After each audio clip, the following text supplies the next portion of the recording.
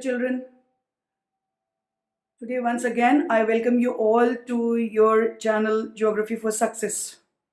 And as I promised in the earlier video, in this part we are going to discuss about the wind system of the world.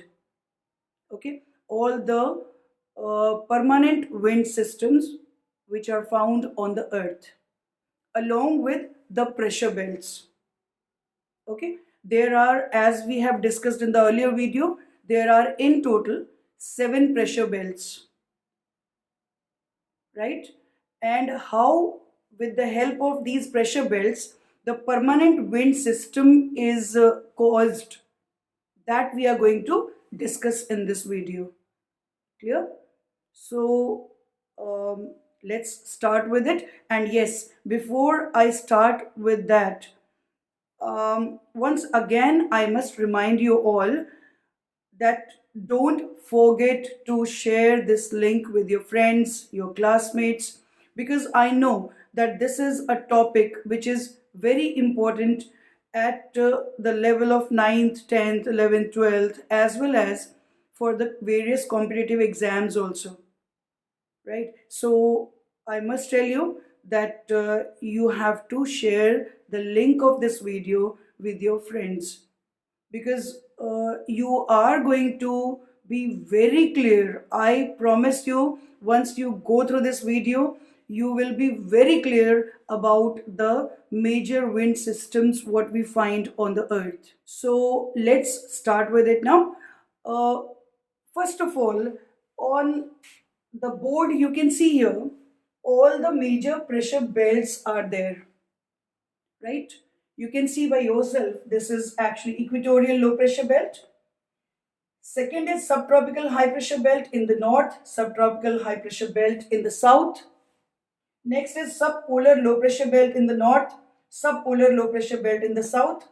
Again, polar high pressure belt in the north and polar high pressure belt in the southern hemisphere, right? And what are the latitudes? You should be very clear about what latitudes are there within which these belts are formed. Now, how to know about it?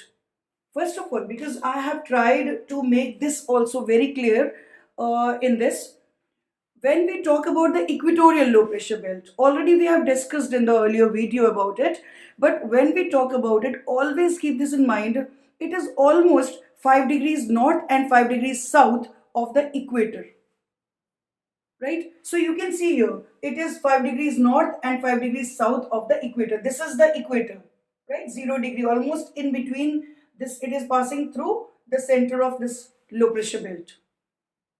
Okay, so this is equatorial low pressure belt. Next come to the subtropical high pressure belt. You can see here in both the hemispheres the subtropical high pressure belt is there. But within what latitudes we can find that it is between 30 to 35 degrees north and 30 to 35 degrees south. Okay, now this is 30 to 35 degrees south. Then after this come to the next one. Next one is subpolar, or you can say the circumpolar. It is also called as circumpolar, right? This is subpolar or circumpolar low pressure belt between 60 to 65 degrees north, and again subpolar low pressure belt in the southern hemisphere is also between the same latitude 60 to 65 degrees south, right? Now come to the last one. Last pressure belts which we find in the north and southern hemisphere. In the northern hemisphere it is between 75 to 90 degrees. Okay, you can see here it is called polar high pressure belt. And the next one, that is in the southernmost part of it, you can say very close to the south pole. It starts, that is between 75 to 90 degrees south. It is called as the polar high pressure belt in the southern hemisphere. Right? So these are the major pressure belts we have on the earth, right? Now, once we have understood all the major pressure belts, how to know about the major wind systems, right? Basically, when we have studied earlier about the pressure system. Suppose we are having at one place high pressure, right? High atmospheric pressure, and the other region it is low atmospheric pressure. Children, always whenever there is variation in the pressure conditions between two places or two regions, that is the basic reason behind the movement of the winds, right? That is the origin of the winds. That means whenever there is variation in the pressure conditions, atmospheric pressure conditions within the two regions, it will cause the air, right? When air moves, that is wind. Okay. So when the variation is there between the two regions regarding the pressure condition, the wind start blowing.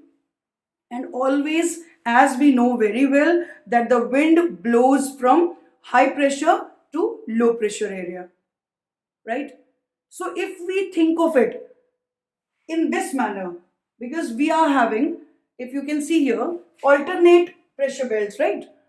Number one is high pressure belt, low pressure belt, high pressure belt, low pressure belt, again high pressure, low pressure, and high pressure belt. So what comes in our mind? From high pressure, the wind should blow towards the low pressure, right? So let's have a look. Now, children, you can see here, as we know that the winds blow from high pressure to low pressure, if we take out that way, the winds should follow these directions, right? You can see here, from subtropical high pressure belt, the wind should blow towards the equatorial low pressure belt from both the sides, right? Again, from subtropical high pressure belt, it should blow towards subpolar low pressure belt on both the sides. And the last one, that is polar high pressure belt, from here the wind should blow towards the subpolar low pressure belt. Okay, but in actual it is not like that. Okay, these winds have actually got a little different direction from what we can see. In actual it should be like this, but it is not. What happens with the direction of these winds?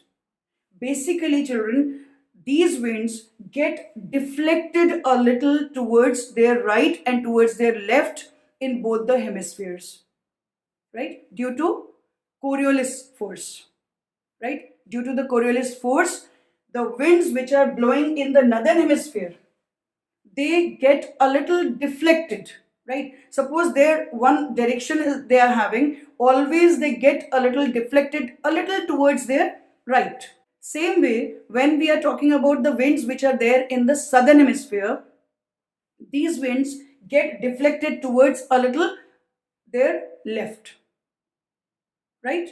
And this is mainly because of the Coriolis force which works over all these the gases or the liquid, whatever they move over the earth, they get a little actually influenced by this force, right? So always you will find in the northern hemisphere any such you can say the ocean currents also, or the winds in this case, they get a little deflected towards their right. Okay, so let's see the direction what they will have. In actual, what is the direction of the these winds when they arise from subtropical high pressure belt? They move towards the equatorial low pressure belt. Okay, so what is their right side? Yes, their right side is always towards this. Okay, this is the right side. Same way, subtropical high pressure belt, what is their left? It is always this way, right? This is their left. So we know that according to the Coriolis force causes a little deflection of the winds towards their right in the northern hemisphere and towards their left in the southern hemisphere. Okay. Now, if we take it in this way, you will find that suppose in the northern hemisphere, these winds are going to get deflected towards the right. So let's see what will be the actual direction of these winds. Now children, according to the direction of wind from high pressure to low pressure, right? We all know that the wind should blow from the high pressure belts towards the low pressure belts, okay? But what is actually influencing the direction of these winds to get a little towards their right or a little towards their left? That is basically the Coriolis force. Okay, you can see here how these winds get deflected a little from their actual direction. Okay, when we talk about the northern hemisphere, towards the northern hemisphere, always the winds get deflected a little towards their right. Okay, you can see by yourself. Suppose just leave the southern hemisphere on one side. Just let's talk about the northern hemisphere first. The winds, the trade winds, actually these are between the subtropical high pressure belt to equatorial low pressure belt. The winds which blow, these are called the trade winds. Now these trade winds, they should blow from high pressure to low pressure direct, right? But they have got deflected a little towards the right. So what is their actual direction? Now they are blowing, you can see by yourself, they blow in actual from the northeast direction. You can see here, this is northeast direction. This is always northeast, right? From northeast direction, they are blowing towards the southwest direction. So what is their deflection? Always they get deflected towards their right, not the straight but their right. Okay, this is one. Now let's talk about the other set. From subtropical high pressure belt, the winds blow in this range, right, till subpolar low pressure belt, and these winds are called as the westerlies. Right, now these westerlies, again, because these are present in northern hemisphere, they have to get deflected towards the right. Okay, so when they blow straight like this from the high pressure to the low pressure, it should go, but they have got this direction. That means from the southwest direction, they are blowing towards the northeast. That means their direction is this. Okay, from southwest, they blow towards the northeast, this manner. So what is their deflection? Towards the right. Same way, if we talk about the polar winds, polar easterlies, or these are also called as polar winds, simple polar winds, right? Why these are called polar easterlies? Because these are coming, again, their direction is same as that of the trade winds. That is, they are coming from the northeast direction towards the southwest. This is their direction, right? So instead of going straight, they are not going straight, they are getting a little deflected towards the right side. Okay, and same way here, going straight, they, instead of going straight, they have got deflected a little this way, right? Same works in the trade winds. When they are going straight, they have got deflected a little, right? So in this manner, children, it should be now very clear to you that how the winds are getting actually their original direction. Now one more set is there. Suppose we are talking about now the southern hemisphere. Okay, in southern hemisphere, what is the direction of their deflection? Always towards their left, right? You can see by yourself again, the winds which blow in this belt, you can see here subtropical high pressure belt is there, right? From subtropical high pressure belt, the winds should blow towards the equatorial low pressure belt. Clear? And this wind which blows in this part is called by the name trade. Okay, these are the trade winds, right? Same as what we have found in the northern hemisphere also. So these are again the trade winds. And when these trade winds blow, it should blow straight from high pressure to low pressure. Okay, but instead of blowing straight, what they have done, what the direction they are following, they have got a little deflected towards their left side. Okay, you can see it should be like this, right? But they have got deflected a little towards their left. That means this way, right? You can see here. Now, what is their actual direction? From southeast, right? This is southeast. From southeast, they are blowing towards the northwest. So they have got a little deflected towards their left. Same way, let's talk about the other set, subtropical high pressure belt to subpolar low pressure belt. Now these winds are actually the westerlies, as we had the westerlies in the northern hemisphere. Same way we are having the westerlies in the southern hemisphere also, right? So between subtropical high pressure belt and the subpolar low pressure belt or circumpolar low pressure belt, we find a wind which blows permanently, that is called as westerlies, right? You know, the direction is also responsible for actually calling it that way, right? These winds are called by the name westerlies. Westerlies means the winds which come from the west. Now these winds, whether it is in the these winds, we are talking about the northern hemisphere or we are talking about these winds in the southern hemisphere. In both the cases, if you see, these winds are blowing from west towards the east, and because of that only these are called by the name westerlies. Understood? Now you can see here in the southern hemisphere, when they are blowing from subtropical high pressure belt towards the subpolar low pressure belt, it should be straight. Okay, it should be straight like this, but they have got a little deflected towards their left, right? So you can see here they have got deflected this way. Okay, so what is their direction? Their direction is from northwest towards the southeast, northwest towards the southeast, from west to east. Got it? Same way in the northern hemisphere, what were they called? Actually, these are westerlies. They are taking the direction from southwest towards the northeast, southwest towards northeast, northwest towards southeast. So they are coming always from west towards east. And this is the reason why these winds are called by the name westerlies. Now let's talk about the last set of winds which blow from the polar high pressure belt towards the subpolar low pressure belt. Okay, now in southern hemisphere, as we have found in the northern hemisphere, these are the easterlies, right? Polar winds are also called by the name easterlies because of their direction, right? Now as the westerlies have got their name because of their direction as they come from the west, same way the polar winds also get their direction. They are coming from the east in both the hemispheres, you can check, right? So here if we are talking of the northern hemisphere, they are coming from the northeast towards southwest, northeast towards southwest. In southern hemisphere, from southeast towards northwest. Okay, so from east towards west, right? So this is how these winds have got their name. Always they blow from east to west. So these are also called by the name polar easterlies, right?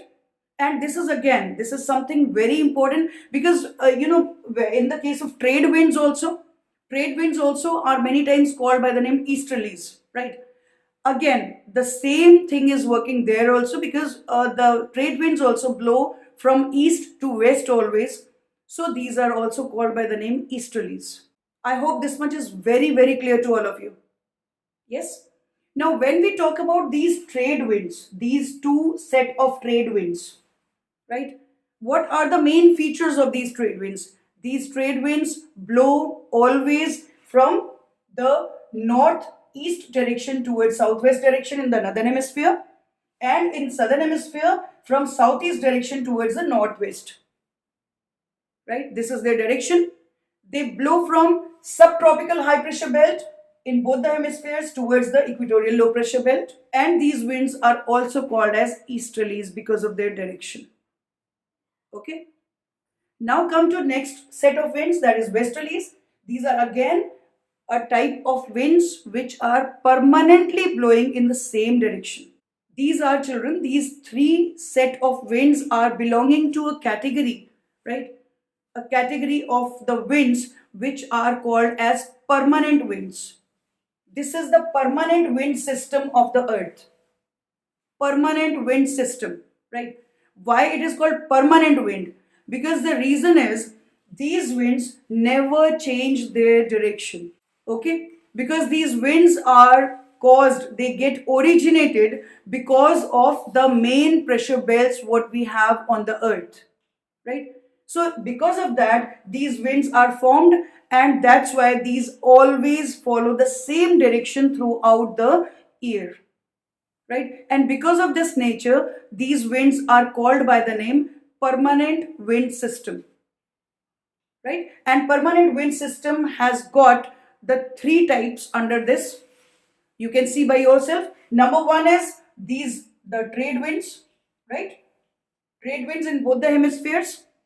Number two is the westerly, right? So now westerlies you can see in both the hemispheres again. Okay, these are the westerlies. And now what are the features of the westerlies? Westerlies, again, as we have found the trade winds, same way the westerlies blow from the subtropical high pressure belt towards the subpolar low pressure belt in the northern hemisphere as well as in the southern hemisphere, right? So these westerlies blow from the subtropical high pressure belt towards the subpolar low pressure belt. This is first thing. Second thing is that they are always blowing from southwest towards northeast in the northern hemisphere and from northwest towards southeast in the southern hemisphere. This is about their direction, right? And children, one more thing I must tell you here, and yes, these are called westerlies because of their direction, right? That is also one important thing. But one more thing I must tell you at this moment, because this is something very, very important. These westerlies, when they blow in the northern hemisphere, they blow at comparatively less speed. Okay, they are having low speed. But when we see the westerlies which blow in the southern hemisphere, these winds are blowing very fast.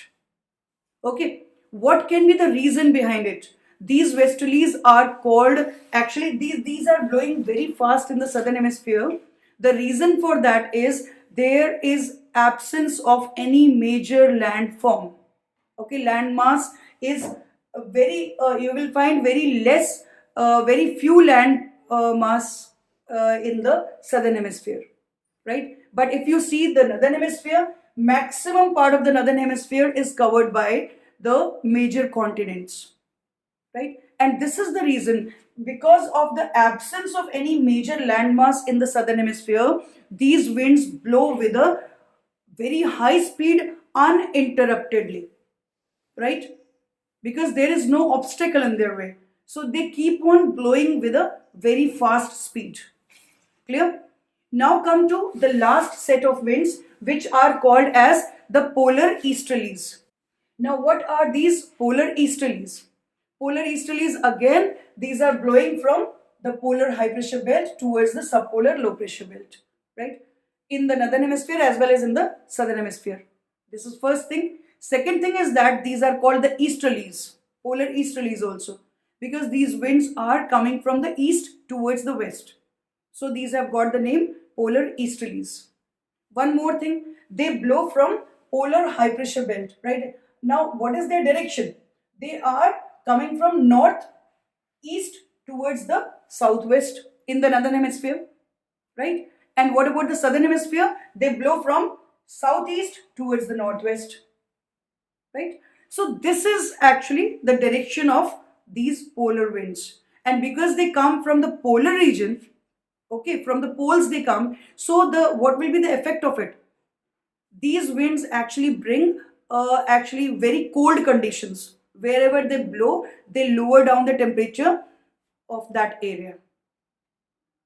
Okay, so these all are the major wind systems of the earth, right? Or the other way we can call it as these are the pressure belts of the earth, and these are all, you can see here, trade winds, right? The westerlies, and the last one is the polar easterly, or you can say the polar easterlies of both the hemispheres.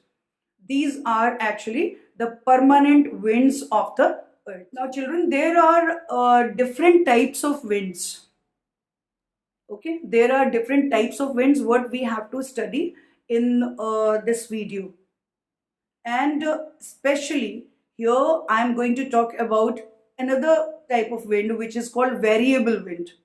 Okay, there are basically, see, number one is permanent winds, which we have done just now. The discussion we have done about it just now regarding the westerlies, trade winds and the polar easterlies. These are actually a type of winds which are called the permanent winds, right? What is the reason behind calling them as permanent winds?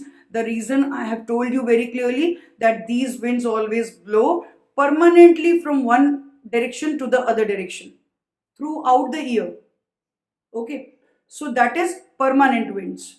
Now those winds are called permanent winds. And now the second type of winds what we have to discuss about here is actually the second type is variable winds, right? And another winds are the local winds, right? The periodic winds. All these we are going to discuss in the next part. Now here I am going to discuss about the variable winds, right? Now accordingly, just you can see here the name given to it is variable winds. What comes in your mind? Why it has got the name variable? Because yes, the reason is these winds keep varying regarding their direction, where they have to blow, the area where they will blow, right? The direction, their nature, right? The temperature keeps varying, the pressure conditions varies, right, in different parts. So the result is that these winds have got very, you can say, uncertain nature, right? And basically under this you can find two type of winds come under this, the main two type of winds which come under this category. These are called cyclones and anticyclones, right? Cyclones, anticyclones.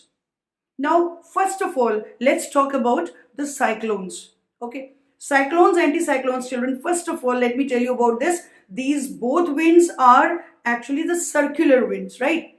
They blow in a round way. Now, what happens in this case? Basically, for this, you should understand one more thing before I start with the discussion of this part. The winds, when they blow from high pressure to low pressure. This is very clear to all of us.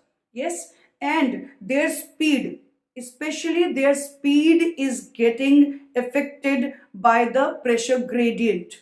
Okay, now what is pressure gradient? The rate of change of pressure.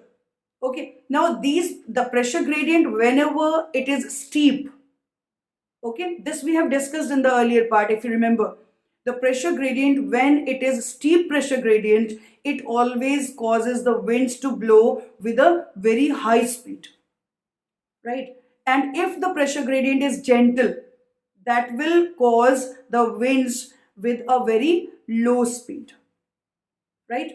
So this is again one thing which is going to be discussed here, right? Second, number three is that these winds actually, in general, you will find what are the main factors that influence the direction and the speed of winds. For speed of wind, you have to be very clear that the winds always get their speed according to the pressure gradient. Okay, first thing. Second thing is that direction of winds. Direction of winds are totally controlled by the variation in the pressure conditions. From high to low they blow, right? And another thing which actually controls the direction of the winds is the Coriolis effect, right? Which we have discussed in the earlier part related to the permanent winds. Okay, so these are the main factors which influence the direction of winds. Clear? Now, when we talk about the cyclones and anticyclones, first of all, let's talk about the cyclones. Okay, cyclones are the winds which blow with a very high speed. So, what is the condition of pressure gradient in this case? Always the pressure gradient is very steep. In the case of cyclones, always you will find the pressure gradient is very steep. So it results into the speed of winds to be very high. Okay, the winds blow with a very high speed, and so the destruction caused is of high level.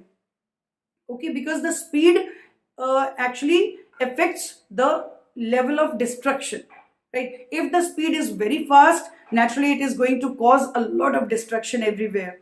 Most of the cyclones cause a lot of destruction because their speed is very fast. Okay, but when we talk about the anticyclones, they blow with a comparatively slow speed. The reason being the pressure gradient is, in this case, the pressure gradient is gentle as compared to the cyclones, right? So these are the two different things, children. When we talk about the cyclones, now let's talk about it on this, right? Always regarding cyclones, you should be very careful that one thing you have to keep in mind, that at the center, always it's a low pressure.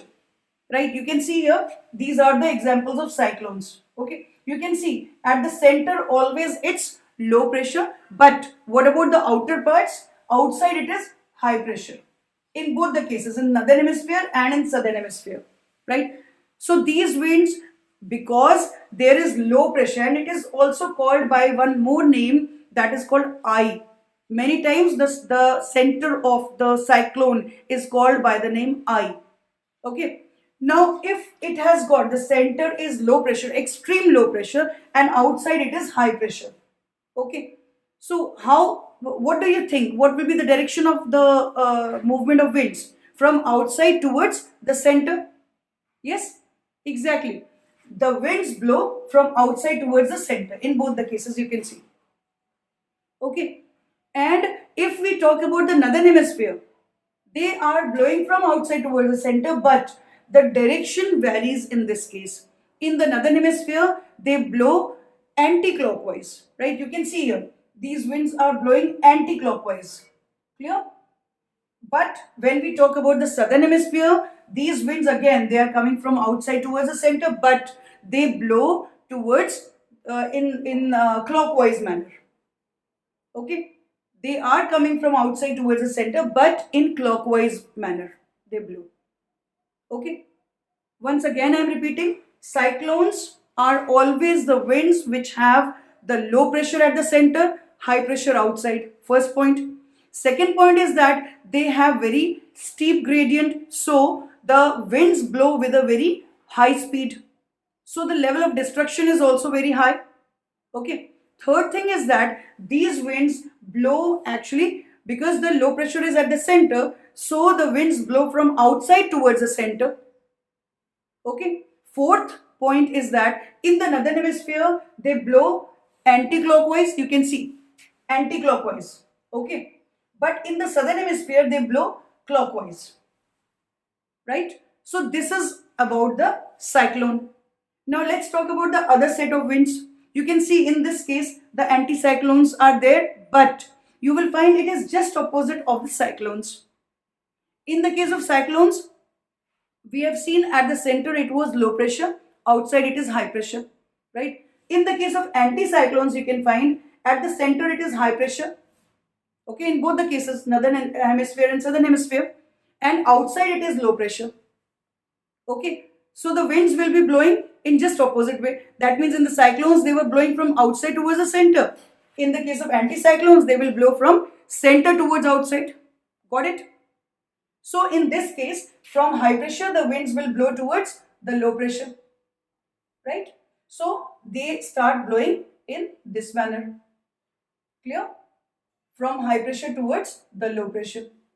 And in the northern hemisphere, always they blow clockwise, right? In northern hemisphere, the anticyclones blow clockwise. Okay. When we talk about the southern hemisphere, in southern hemisphere, they are blowing anti-clockwise. Okay. You can see here, again, from high pressure, the winds will blow towards low pressure, right? And as they blow towards low pressure area, that is from center towards outside, right? So they are going to blow like this, and as in the southern hemisphere they blow anti-clockwise, so they have to blow in this manner. You can see it is anti-clockwise, and in the northern hemisphere they are clockwise, right? So these are the anticyclones. Okay. So the best way to learn, best way to remember what are the features of anticyclones, you just remember the features of cyclones, right? Once you have learned the features of cyclones, you can easily mention the features of anticyclones also. It's just opposite of that. Okay, cyclones at the center it's low pressure. In the case of anticyclones it is high pressure. Okay, cyclones outside it is high pressure. In the case of anticyclones it is low pressure. Got it? In the case of cyclones, the winds blow from outside towards the center. In the case of anticyclones, they blow from inside, or you can say from the center towards outside. Okay. Next thing is that in the case of cyclones, the pressure gradient is very steep, resulting into very fast moving winds. Okay. Almost stormy conditions are created by the cyclones. But when we talk about the anticyclones, the pressure gradient is very gentle, so the speed of wind is much less than the cyclones. Okay, they create comparatively calm conditions. Okay, stormy conditions are created by cyclones, calm conditions are created by the anticyclones. Got it? Again, one more thing. In northern hemisphere, if you find the cyclones, they blow in anti-clockwise direction, right? But in the case of anticyclones, they blow in clockwise direction. And same way in the southern hemisphere, the cyclones blow in clockwise direction and the anticyclones blow in the anti-clockwise direction. If you understand it in this manner, it will be very, very easy for you. And I'm sure, I'm 100% sure that this video is going to make all these things very clear to you. Okay? And you are not going to get confused anyhow in future, right? Wherever you have to study about the permanent winds, right, the trade winds, westerlies, and the polar winds, or the cyclones and anticyclones, you are not going to get confused at all, right, if you see this video properly. So this is all with this session, children. And now in the last video of this topic, atmospheric pressure and winds, I am going to explain a few more type of winds. That those are the local winds and the periodic winds, right? So that will be the next part of it. So don't forget to see that video also. And as I end with this, I must remind you once again, this video is going to be very, very important for you and it is going to help you a lot. I will not say that if it helps. It is definitely going to help you in understanding these basic concepts about the winds, right, and the pressure belts. So don't forget to share this video with your friends, your classmates, right? And also subscribe the channel and press the bell icon so that you will get further notifications regarding the any video. Suppose I'm uploading in the channel, you will get the information about it. Okay, so that's all with this, children. Bye.